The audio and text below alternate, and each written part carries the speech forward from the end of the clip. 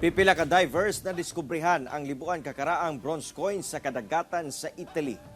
Gibutyag sa Italy's Ministry of Culture nga niadtong Sabado na diskubrihan sa pipila ka mga divers ang kapin 10,000 ka ancient coins sa kadagatan sa Sardinia, Italy. Ang bulto sa mga bronze coins nga nakuykuyan ilawom sa dagat ang gituhuang anaa pa sa 4th century sa usa ka shipwreck. Sumala sa Ministry of Culture nga ang na-recover nga treasures ang gibrabadaang moabot ngadto sa 30 ngadto sa 50,000 kabuok. Usa kuno ka local amateur diver ang unang nakakita o gilayong gipahigayon sa lokal nga kagamhanan.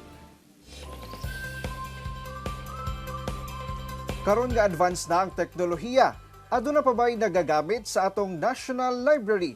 Kanang atong sayron pinaagi sa report ni Earl John Balungay. Sa panahon nga one click away na lang sa smartphones o laptops ang inyong mga pangutana, doon na pa ba'y nagagamit og library? Tubag sa National Library?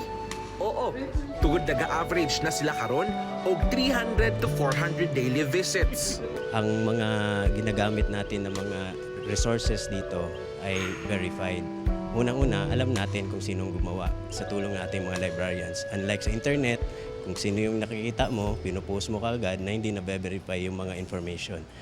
Kung usa ka mo sa maglisod sa pagpangita og libro sa mga shelves sa library, well, mingawon mo ana nga experience sa National Library. Tungod dili na kinahanglan nga moabot mo sa stock room aron pangitaon ang libro nga gusto ninyo. Tungod duna na sila'y ginatawag nga retriever, nga sila mismo ang magkuha sa libro o ihatod kanimo. Libre sab ang paggamit sa National Library. Kinahanglan lang nga mag-register o mukuha og plastic National Library ID nga nagkantidad og 100 pesos. Nagpo-provide po siya ng quiet place ng internet which is relatively fast. Duna sab mga augmented reality o AR books nga pinaagi sa paggamit og app ang librong ginabasa.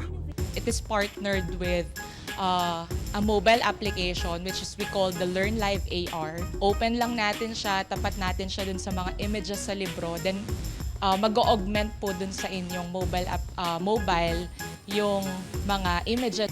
Ako si Earl John Balungay para sa At Home with GMA Regional TV.